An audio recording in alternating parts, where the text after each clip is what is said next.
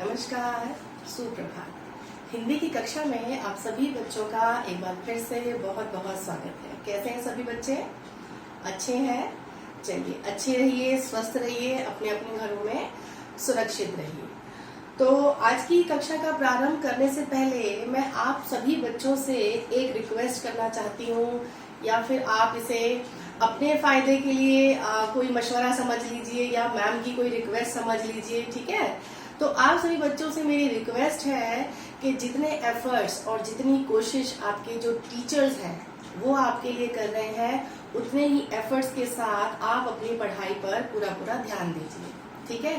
क्योंकि ये समय ऐसा है बच्चों, इसमें कोई भी जो है वो परेशानियों से या जिम्मेदारियों से अछूता नहीं है ना? तो जो आपके शिक्षक हैं, जो आपके टीचर्स हैं, वो भी तो जो आपको पढ़ा रहे हैं, जो आपको क्लासेस प्रोवाइड कर रहे हैं, उनका भी जो काम है वो वर्क फ्रॉम होम है ना? तो घर की जिम्मेदारियों के साथ आपके जो है शिक्षा को आप तक पहुंचाने का जो बीड़ा उठाया है विद्या बाल भवन परिवार ने, उसमें आप सभी का समर्थन हमारे लिए बहुत महत्वपूर्ण है। तो मैं सभी अभिभावकों से भी इस चीज को बोलना चाहूंगी और अपने छात्रों को भी। हमारे बच्चे बहुत सिंसियर हैं, मैं जानती हूँ, है ना? बहुत सिंसियर है हमारे बच्चे। तो कहने का मतलब बच्चों ये है कि जितने प्रयास आपके शिक्षक कर रहे हैं, उतने प्रयास आप भी कीजिए अपनी पढ़ाई को सुचारू रूप से चलाने का, क्योंकि अभी हम सभी घर में हैं, है ना? जो आपके टीचर्स आपको पढ़ा रहे हैं वो भी घर में हैं, उनके ऊपर भी जिम्मेदारियां हैं। किसी के जो है बच्चे छोटे हैं, किसी के घर में कोई प्रॉब्लम है, किसी के घर में कोई प्रॉब्लम है, उन सबको एक तरफ रखते हुए हम सभी जो है एकजुट होकर के आप तक आए हैं, आपके पूरे विद्यालय को लेकर के, ठीक है? तो जो बच्चे एब्सेंट हो रहे हैं, जो बच्चे जो है क्लासेस नहीं ले रहे हैं, मेरी उनसे गुजारिश है अपनी क्लासेस लीजिए, अपनी पढ़ाई कीजिए, क्योंकि शिक्षकों के और छात्रों के सहयोग से ही हम इस लड़ाई को जीत पाएंगे, ठीक है? तो सभी बच्चों से मेरा अनुरोध है, अपनी कक्षा को अटेंड कीजिए, अपनी ऑनलाइन क्लासेस का फायदा उठाइए, क्योंकि एक वीडियो या एक क्लास के पीछे कई दिनों की मेहनत होती है बेटा, ठीक है? तो आशा करती हूँ हमारे बच्चे जो है वो हमें पूरा सपोर्ट करेंगे और हम सभी मिलकर के अपने लक्ष्य को जरूर पाएंगे। करेंगे सभी बच्चे सपोर्ट? सभी बच्चे करेंगे? चलिए, वेरी गुड। मुझे पूरा विश्वास है अपने बच्चों पे, अपने विद्यालय के छात्रों पे पूरा विश्वास है, क्योंकि हमारे बच्चे जो है वो बहुत सिंसियर है, ठीक है? तो जो बच्चे नहीं आ रहे हैं, कृपया करके अपनी क्लासेस में आइए, अपनी क्लासेस को अटेंड कीजिए, क्योंकि इसके पीछे कई दिनों की मेहनत होती है, ठीक है? चलिए, तो आज की कक्षा का प्रारंभ करते हैं बच्चों। पिछली कक्षा में हमने ये एमसीबी का, जो आपकी प्रांजल पुस्तक है, उसका पाठ हमने पढ़ा था, ठीक है? क्या नाम था हमारे पाठ का? नीम हकीम खतराए जान। खतराए जान मतलब नीम हकीम जो होते हैं, या बहुत ज्यादा जो बीमारी को ठीक करने वाले जो वैद्य होते हैं, उनके चक्करों में पड़ करके अपनी जान को खतरे में नहीं डालना है।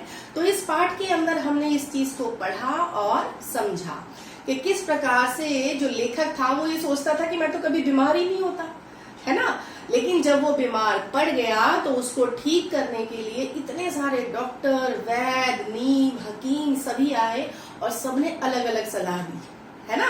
अलग अलग सलाह दी। अब एक इंसान या एक जो मनुष्य है वो इतनी सारी चीजों को कैसे कर सकता है? वो नहीं कर सकता, है ना? तो इन सब चीजों के वहम में ना पड़ते हुए हमें सबसे अच्छा जो है अपना स्वास्थ्य है वो किस पर निर्भर करता है? अच्छे खान पान पे। तो यही है हमारे पाठ का सार, क्योंकि खान पान में अगर हम संयम रखें, खान पान में अगर हम अपने जो है सुधार रखें, तो क्या होगा बच्चों? स्वास्थ्य हमारा वैसे ही ठीक रहेगा, है ना? लेकिन हम क्या करते हैं? जंक फूड खाते हैं, बाहर का खाते हैं, है ना? ज्यादा जो है मसाले वाला खाना खाते हैं, फिर उससे बीमार होते हैं, फिर हम डॉक्टर के पास जाते हैं। तो उससे अच्छा ये है कि हम अपनी दिनचर्या को सुधारें, अपने भोजन की आदतों को सुधारें और नीम हकीम के चक्करों से बच जाएं, ठीक है? देखिए, इसीलिए मैंने यहाँ पर लिखा है भोजन। भोजन की सही जो मात्रा है अगर वो ली जाए या संतुलित भोजन लिया जाए तो दवाओं से आप दूर रह सकते हो, वरना अगर ज्यादा भोजन हो जाएगा तो दवाइयां भी लेनी पड़ेगी, ठीक है? तो इस पाठ के सार में हमने क्या समझा? पेज नंबर देखिए बच्चों, पेज नंबर 17। पेज नंबर 17 पे सबसे ऊपर वाला पॉइंट देखिए, भोजन समय पर करना और सीमित मात्रा में करना, है ना। ऐसा नहीं है कि बहुत अच्छा अगर खाना लग रहा है तो बहुत सारा खा लिया, तो उससे क्या होगा, पेट में दर्द होगा, जो किसके साथ हुआ, हमारे लेखक के साथ हुआ, है ना। चलिए, उसके बाद है अपने स्वास्थ्य की देखभाल स्वयं करना। अब हमारा शरीर है, हमें पता है हमें कब भूख लगी है, हमें कब प्यास लगी है, कौन सा खाना हमारे लिए अच्छा है, कौन से खाने से हमारे पेट में दर्द हो जाता है, सबको पता होता है ना। मम्मा मैं ये नहीं खाऊंगा, मेरे पेट में दर्द हो जाता है ना। तो सबको अपने शरीर का पता होता है, तो इसीलिए अपनी देखभाल हमें स्वयं करनी है। और दूसरा पॉइंट देखिए, बीमार होने पर डॉक्टर से परामर्श लेकर ही दवा खानी चाहिए, है ना। कई बार ऐसा होता है कि हमारी तबीयत खराब है, घर में आने वाले अंकल हैं या आंटीज हैं या कोई और हमारा फ्रेंड है, अच्छा घर में इसको गर्म करके, इसको ऐसे मिला के, इसको ऐसे करके आप खा लो, ठीक हो जाओगे। तो सब लोग क्या करते हैं, जो लेखक के साथ किया, सबने क्या किया, अपनी अपनी सलाह दी। तो बिना जो है डॉक्टर के सलाह के कोई भी दवाई प्रयोग नहीं करनी चाहिए। चलिए, ताजा और सुपाच्य भोजन करना, जैसा कि मैंने अभी बताया आपको, ताजा और सुपाच्य भोजन करना और सीमित मात्रा में करना। तो यही है हमारे पाठ का सार, ठीक है। चलिए, तो अब इसकी पाठ्य पुस्तक का कार्य हम कर चुके हैं, आज इसकी थोड़ी सी पुनरावृत्ति कर लेते हैं। चलिए, तो निकालिए बच्चों पेज नंबर 18, पेज नंबर 18 निकाल लीजिए जल्दी से सभी बच्चे, सबको बोर्ड नजर आ रहा है, चलिए जल्दी से निकाल लीजिए। हाँ जी, तो हम करते हैं कुछ मौखिक प्रश्न जो मैंने आपको जो है पिछली वीडियोस में आपको कराए जा चुके हैं, ठीक है। चलिए, लेखक बीमार क्यों होना चाहते थे? लेखक बीमार इसलिए होना चाहते थे क्योंकि उनको क्या खाने का शौक चढ़ गया था, हंटले के बिस्किट, जो बीमार व्यक्तियों को दिए जाते हैं, तो उसे वो खाना चाहते थे, इसलिए वो बीमार होना चाहते थे, ठीक है। चलिए, विशेष भूख ना होने के बावजूद लेखक ने भोजन में क्या क्या खाया। अब देखो, उनको भूख नहीं थी, लेकिन फिर भी जीभ पर उन्होंने कंट्रोल नहीं किया, मुंह पर उन्होंने कंट्रोल नहीं किया, और क्या खा लिया, मलाई, रसगुल्ले। पेट भरा होने के बावजूद भी उन्होंने इन चीजों को खा लिया। लेखक ने डॉक्टर साहब की वेशभूषा पर क्या व्यंग किया। लेखक ने डॉक्टर साहब की जो वेशभूषा थी, जो उनकी ड्रेस थी, उस पर उन्होंने क्या किया, व्यंग किया, मतलब कमेंट किया, एक जो है फनी कमेंट जिसे आप कहते हो, उसे कहते हैं हास्य व्यंग, है ना। तो उन्होंने क्या किया, क्या कहा कि सूट तो ऐसा पहना है डॉक्टर साहब आपने जैसे आप कहीं के प्रिंस हो। तो इस तरीके का व्यंग जो है वो लेखक ने किस पे किया, डॉक्टर पे किया। चलिए, अगला है, लेखक के मकान के बगल में रहने वाले पंडित जी को क्यों बुलाया गया और उनका पूरा नाम क्या था।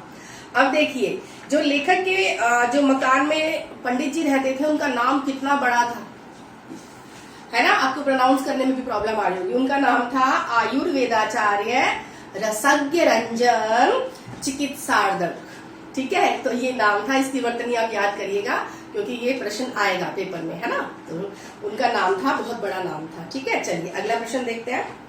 अगला है, लेखक का इलाज करने कौन कौन आए। तो बहुत सारे नीम, हकीम, वैद्य आए थे, तो उनमें से कौन प्रमुख थे, चूहानाथ, सुखदेव, है ना, इस और जो है पंडित जी।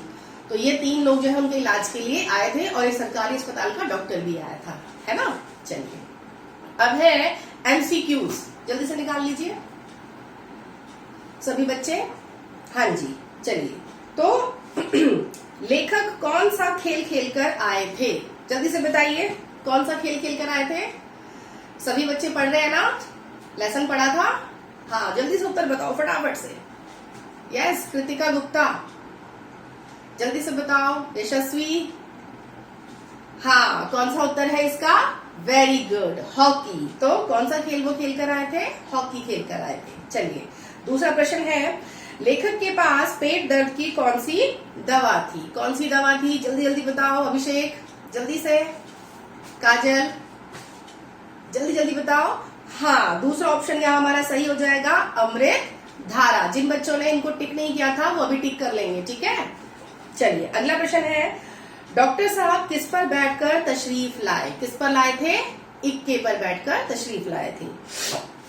उसके बाद है, पायरिया का रोग किससे संबंधित है। पायरिया में क्या उन्होंने बोला था, दांत तुड़वाने के लिए, है ना। तो पायरिया का रोग किससे संबंधित है, हाँ बताइए।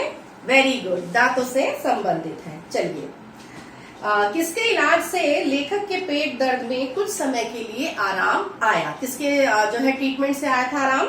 डॉक्टर चूहानाथ कातर जी के इलाज से। ठीक है, चलिए अगला है रिक्त स्थान भरिए। जल्दी से निकाल लीजिए, पेन पेंसिल बेटा लेके बैठा करो। ठीक है, कोई भी इंपॉर्टेंट चीज होती है उसको तुरंत नोट करना है। ठीक है, क्योंकि जब हम एग्जाम देने बैठेंगे ना तो एक एक जो नंबर है और आधा आधा भी जो नंबर है 0.5 मार्क्स भी आपको आगे ले जा सकते हैं और 0.5 मार्क्स से आप पीछे भी रह सकते हैं, है ना। तो जो भी पॉइंट इंपॉर्टेंट लगे तुरंत आपको उसको नोट डाउन कर लेना है। चलिए अगला है दवा पीजिए, 2 रिक्त स्थान पीते पीते आपका दर्द वैसे ही गायब हो जाएगा जैसे हिंदुस्तान से सोना गायब हो रहा है। तो क्या गायब हो रहा है? सोना गायब हो रहा है। तो क्या पीते ही? खुराक पीते ही। ठीक है, फिल कर लीजिए खुराक। अगला है अभी एक सप्ताह भी न गुजरा था कि एक दिन 2 बजे एकाएक दर्द रूपी, क्या आएगा इसमें? दर्द रूपी फौज। ठीक है, दर्द रूपी फौज ने शरीर रूपी किले पर, जल्दी से फिल कीजिए, किले पर हमला बोल दिया। अगला देखिए ग, कविराज जी को मालूम नहीं क्या बक रहे थे पर मेरी तबीयत, फिल कीजिए, दर्द एवं क्रोध के कारण एक दूसरे ही संसार, फिल किया, संसार में छटपटा रही थी। चलिए अगला है आपका नाम बनारस, फिल कीजिए, बनारस ही नहीं पूरे हिंदुस्तान में लोकमान की तरह मशहूर है। अगला देखिए, मैंने कहा तुम्हें अपनी ही दवा फिल कीजिए, करवानी थी तो तुमने इतने रुपए बर्बाद क्यों करवाए? क्योंकि आखिर में उनकी बीवी ने उनसे कहा कि इन चक्करों में मत पड़ो, खाना सही से खा लो। ठीक है, तो आप वैसे ही ठीक हो जाओगे। चलिए अगला देखिए बच्चों, पेज नंबर 19 निकाल लीजिए। पेज नंबर 19, लोगों को बीमार देखकर लेखक क्या सोचते थे?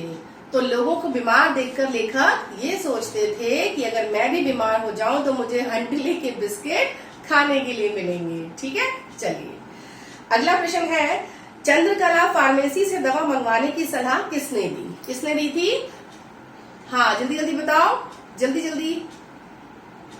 यस ईशानवी, मेघा, जल्दी जल्दी उत्तर बताओ। हाँ, सरकारी अस्पताल के डॉक्टर ने। ठीक है, चलिए अगला देख लीजिए, लेखक लखनऊ, ग रह गया हमारा, है ना। हाँ, ग प्रश्न देखिए, लेखक ने आपटे का कोष क्यों मंगवाया? लेखक ने आपटे का कोष इसलिए मंगवाया क्योंकि वो जो वैद्य उनको देखने के लिए आया था वो संस्कृत में ही बोले जा रहा था, तो उन्होंने व्यंग करते हुए कहा कि मुझे आपटे का कोष ला दो जिसमें से मैं उसके अर्थ पढ़ सकूं।